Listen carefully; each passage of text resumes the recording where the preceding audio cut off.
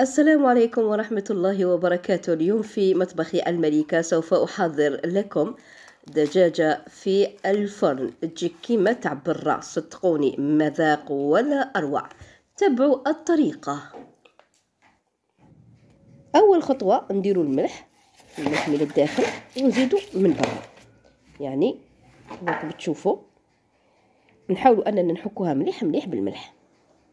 ومن بعد نديروا لي زيبيس. اولا درت يعني الحرور، ومن بعد زدت الفلفله حمراء، ومن بعد درت يعني التوابل الخاصه بالدجاج. وتنجموا ديروا اي تابل يعني كما تبغوا نتوما، يعني عينكم هي ميزانكم، وتقعدوا تحكوا فيها مليح مليح كما راكم تشوفوا في الصوره. يعني الطريقه سهله جدا، وتقدر اي امراه دير يعني هذا الدجاجه في الفرن. ونزيدوا ثاني الكمون، انا نبغي الكمون فيها. وكاين على بالك اللي يعني يزيد يعمرها بالروز، ثاني يجي يعني ما شاء الله تجي شابه. ونزيد ايضا الزعتر، كما تشوفوا في الزعتر، يعني الزعتر يعطيها واحد البنه ما شاء الله. وكنت درت شويه خل، يعني شويه خل ما كنتش يعني صورته، وايضا شويه زيت.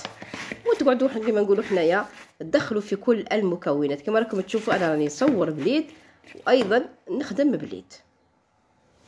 انا عندي هذه الاله يعني بتحمري بها الدجاج، ما نعرفه كي نسميها لكم، نسميها سيخ ولا شنو نسميها لكم. يعني اذا ما عندكش سيدتي تنجمي ديريها في بلا نورمال وتبلعي عليها في الكوشه وتخليها طيب. لكن هذه الطريقه تجي ما شاء الله، يعني تجي كيما تاع برا، يعني طول لك وكاع.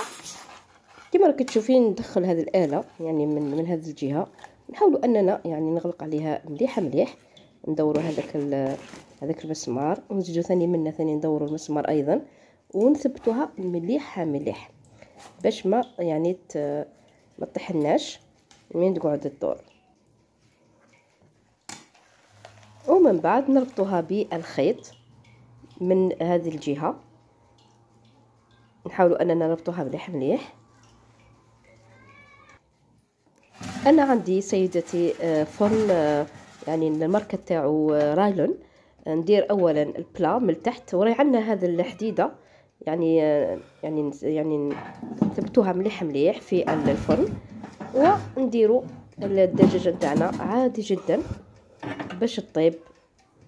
بعد ما ثبتنا الدجاجه نديروا الساعه ونقدوا الفرن من الفوق، يعني نقدوا من الفوق باش تطيب لنا.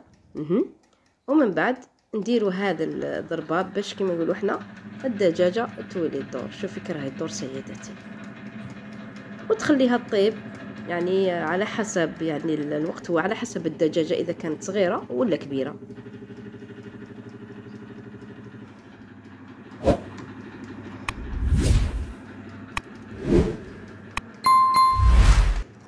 ومن ذاك نقولوا يعني نفتحوا يعني الفرن ونشوفوا اذا كانت نضجت ام لا.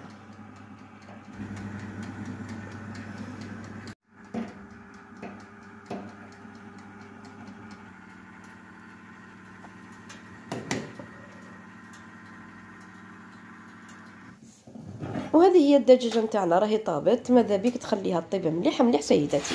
وراني درت لكم هذه الطريقه لا خاطرش علاش بزاف النساء اللي ما تعرفش تستعمل يعني الافران اللي تكون جديده. يعني مثلا انا على بالي حتى رحت لليوتيوب باش تعلمت كيفاش نحمر الدجاجه في فرن رايلون. اتمنى ان الطريقه عجبتكم. لا تنسوا الاشتراك في القناه وتفعيل الجرس ليصلكم كل جديد. مع السلامه.